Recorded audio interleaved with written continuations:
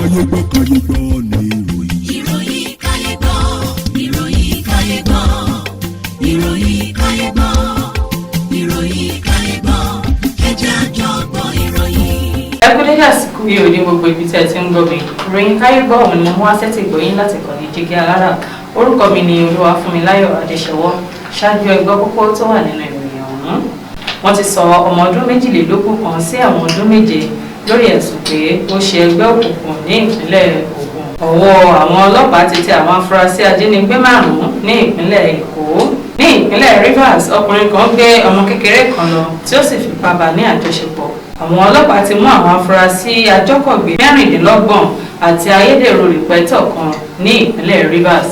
Kí tó tẹ̀síwájú nínú ìròyìn ọ̀hún, ẹ jẹ́ kí a dókè lọ́hùn fún ìpolówó ọjà. Tẹlifíṣàn kan àrà ọ̀tọ̀ tí aráyé fẹ́. Prison 24 TV láyé sọ. Àtúntò àrèrè pàkó yí bàbá mọ̀gánà àǹfààní ńlá ló wọlé tọ̀ wá wáyé o. Àǹfààní láti darapọ̀ mọ́ iléeṣẹ́ amóhùnmáwòrán àti rédíò orí ẹ̀rọ ayélujára kan nílẹ̀ yìí. Prison 24 TV jígí alára rédíò tó kalẹ̀ ká sílùú Ìbàdàn. Iléeṣẹ́ tẹlifíṣàn tí wọ́n mọ̀ mọ́ àwọn ètò àtàtà lóríṣiríṣi ni. Àǹfààní ńlá rèé o fún gbogbo ẹni tó ní ẹ̀bùn àti ọgbọ́n àtinúdá láti wá fi ẹ̀bùn tiyín náà hàn. Kẹ́yìn náà lè di ìlú mọ̀ọ́ká gbóhùnsáfẹ́fẹ́. Akọ́ṣẹ́mọṣẹ́ agbóhùnsáfẹ́fẹ́ lédè Yorùbá pọ́nbélé àti Gẹ̀ẹ́sì ni wọ́n ní. Tàbí akọ̀ròyìn àti akàròyìn eré ìdárayá àti bẹ́ẹ̀ bẹ́ẹ̀ lọ lédè Yorùbá àtèdè Gẹ̀ẹ́sì. Ayàwòrán cameraman. Aṣàwòrán pọ̀ editor. Onímọ̀ nípa ìwádìí ìtàn documentary researcher. Onímọ̀ nípa ìpolongo ọjà lójú òpó ayélujára. E-marketer àti akọ̀wé secretary. Àǹfààní tún wà fún ẹni tí ò tí ì máa gbóhùnsáfẹ́fẹ́ ya àwòrán so àwòrán pọ̀ àti bẹ́ẹ̀ bẹ́ẹ̀ lọ ṣùgbọ́n tó gbàgbọ́ wípé o lè kọ́ṣẹ́mọṣẹ́ lórí ẹ̀. Àwọn numbers wọ̀nyí ni kẹ́ ẹ pè fẹ́kúnrẹ́rẹ́ àlàyé o 0705 058 0241 àti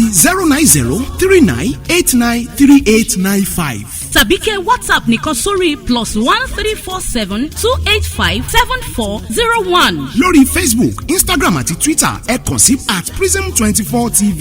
wá lo ẹ̀bùn tiẹ̀ náà níbi táyé ó ti gbà ọ́ ní Prism 24 TV jígí alára rédíò a máa retí yín o. Prison 24 TV jígí alára rédíò ní gbogbo àwọn tó dámọ̀ ń gbọ́.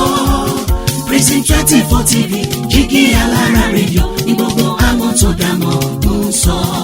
Tẹlifíṣàn kan àrà ọ̀tọ̀ tí aráyé ń fẹ́. Prison 24 TV láyé sọ.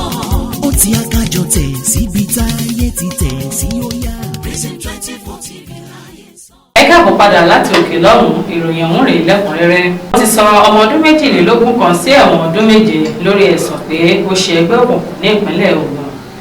Àkànṣe ilé ẹjọ́ kan tó kalẹ̀ sílùú Abẹ́òkúta tó ń rí sọ̀rọ̀ àwọn ẹlẹ́gbẹ́ òkùnkùn ní ọjọ́rú Wednesday ti sọ ọmọ ọdún 22 kan Adéwálé Adénẹ́kàn sí ẹ̀wọ̀n ọdún 7 nítorí pé ó wà nínú ẹgbẹ́ òkùnkùn. Adénẹ́kàn tó ń gbé ní ojúlé kẹta Ọláolúwa Globe Àrígbàjọ ní Ifọ̀ ní ìpínlẹ̀ náà ni wọ́n fi ẹ̀sùn méjì kàn pé ó lẹ̀dí àpòpọ̀ àti dídarapọ̀ mọ́ ẹgbẹ́ òkùnkùn èyí tó lòdì sí òfin àwùjọ. Adájọ́ májísírèètì ọ̀gbẹ́ni Ohed Òkè ní ẹni tó wọ́ wá ilé ẹjọ́ fìdí ẹjọ́ náà múlẹ̀ tí kò sì ní kọ́nùkọ́ nínú àti àwọn ìrírí rẹ̀ fìdí múlẹ̀ pé lóòótọ́ ni olùjẹ́jọ́ jẹ̀bi ẹ̀sùn tí wọ́n fi kàn án. Ó wá gbé ìdájọ́ rẹ̀ kalẹ̀ pé kí Adénẹ́kàn lọ sẹ́wọ̀n ọdún 7 láì sí àǹfààní fún un láti sanwó ìtanràn tí ó sì ní òun gbàgbọ́ pé èyí yóò jẹ́ ẹ̀kọ́ fún àwọn tó tún wu irú ìwà báyìí. Ọwọ́ àwọn ọlọ́pàá ti tẹ àwọn afurasí ajínigbé Marun ní ìpínlẹ̀ Èkó. Iléeṣẹ́ ọlọ́pàá ti ìpínlẹ̀ Èkó ní ọwọ́ àwọn ti tẹ àwọn afurasí Marun, àwọn afurasí ẹlẹ́gbẹ́ òkùnkùn àti ajínigbé tí ó ń da omi àlàáfíà ìpínlẹ̀ náà rú. Wọ́n ní àwọn 5 ni àwọn mú tí wọ́n fi ẹ̀sùn kàn pé wọ́n gba owó lọ́wọ́ àwọn tó bọ́ sí pàkúté wọn.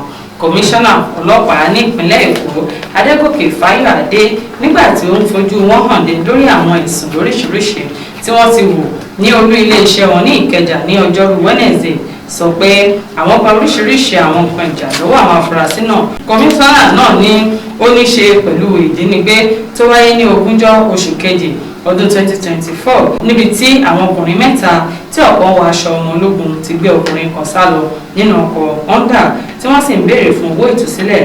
Ẹni náà ló fowó náà ránṣẹ́ sínú àsùnwọ̀n báńkì àwọn ajínigbé ọ̀hún, owó tó jẹ́ ẹgbẹ̀rún lọ́nà irinwó náírà kí ọwọ́ tó tẹ̀ wọ́n. Ní ìpínlẹ̀ Rivers, ọkùnrin kan gbé ọmọ kékeré kan lọ tí ó sì fipá bá ní àjọṣepọ̀ ọmọ ọdún 13 kan ni wọ́n ní wọ́n gbé tí wọ́n sì fipá bá ní àjọṣepọ̀ láti ọwọ́ ọkùnrin kan tí wọ́n pè ní Prince ní àdúgbò Ògbógoro ní ìjọba ìbílẹ̀ Obio Apo ní ìpínlẹ̀ Rivers. Ìròyìn tó jáde ní afurasí tí ọ̀pọ̀ ènìyàn mọ̀ sí Don P fipá bá ọmọ náà ní àjọṣepọ̀ lẹ́yìn ọjọ́ kejì tó ti gbé e lọ sí agbègbè kan kí ó tó gbé e lọ sí ilé rẹ̀ ní ìrọ̀lẹ́ ọjọ́ ajé Monday. Ìyá ọmọ náà tó pe ara rẹ̀ ní Ifi ní òun rán ọmọ òun níṣẹ́ ní àsìkò tí ìṣẹ̀lẹ̀ náà wáyé. Ó ní òun rán ọmọ òun ọdún 13 láti ra èédú àti ewé fún òun ní aago 5 ìrọ̀lẹ́ tí òun kò sì rí títí aago 8 alẹ́ ni òun bá ké gbàjarè tí òun àti àwọn ẹ̀gbọ́n rẹ̀ sì gbìyànjú láti wá ṣùgbọ́n tí àwọn kò rí i kí wọ́n tó rí ní ọ̀dọ̀ ọkùnrin náà. Àwọn ọlọ́pàá ti mú àwọn afurasí àjọkọ̀gbé 26 àti ayédèrú rìpẹ́tọ̀ kan ní ìpínlẹ̀ Rivers. Iléeṣẹ́ ọlọ́pàá ti ìpínlẹ̀ Rivers ní àwọn ti mú àwọn afurasí àjọkọ̀gbé 26 àti tẹ̀wọ̀ndé 5 lẹ́yìn tí àwọn kọlu ẹgbẹ́ kan tó lọ́wọ́ nínú jíjí ọkọ̀ gbé tí wọ́n sì ń tà wọ́n fún àwọn ènìyàn kan lẹ́yìn odi ìlú ìpínlẹ̀ náà. Bákan náà ni ọwọ́ àwọn tún tẹ ayédèrú rìpẹ́tọ̀ kan tí wọ́n sì bá ọkọ̀ bọ̀gìnì 3 lọ́wọ́ tirẹ̀ pẹ̀lú. Kọmíṣánná ọlọ́pàá fún ìpínlẹ̀ náà Látúnjí Dísù ló sọ èyí di mímọ̀ nígbà tí ó ń fojú wọn hàn dé pẹ̀lú àwọn ọkọ̀ tí wọ́n jí gbé ní olú iléeṣẹ́ wọn nílùú Port Harcourt. Dísù fi ìdùnnú rẹ̀ hàn lórí bí wọ́n ṣe mú àwọn afurasí náà. Oníjọba ìlọ lórí ìròyìn Kayegbo fún títò ní orúkọ mi lẹ́ẹ̀kan sí òun ni Olúwafúnmiláyọ̀ Adéṣẹ́wọ́. Káfíńrè pàdé o. Kayegbo ni